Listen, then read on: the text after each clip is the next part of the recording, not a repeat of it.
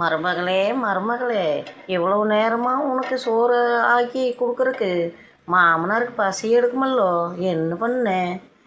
வெண்டைக்காய் குழம்பு வச்சுருக்குறேங்க அத்தை. பூண்டு பூண்டு நிறைய போட்டு சின்ன வெங்காயம் தக்காளி புளி எல்லாம் ஊற்றி வெண்டைக்காய் நல்லா கழுவிட்டு தொடச்சி பிசு பிசு இல்லாமல் வணக்கி வெண்டைக்காய் குழம்பு வச்சுருக்குறேங்க அத்தை. நீங்கள் போய் மாமனார் கூட்டிகிட்டு வந்து சோறுன்னுட்டும். மாமனார் எங்கே போனார்? மாமனார் கிழக்கால மாடு பால் கறக்க போயிருக்கிறாருக்கான்னு வந்துடுவார். இதான் உங்கள் பேரனுக்கு மத்தியானம் லஞ்சு பண்ணியிருக்கேனுங்க. லெமன் சாதம் தான் குழந்தைக்கு விரும்பி சாப்பிடுவாங்க. லெமன் சாதம் மத்தியானம் சாப்பிட்டுன்னு சொல்லி இது லெமன் சாதம் பண்ணியிருக்கிறேங்க மாமியாரே.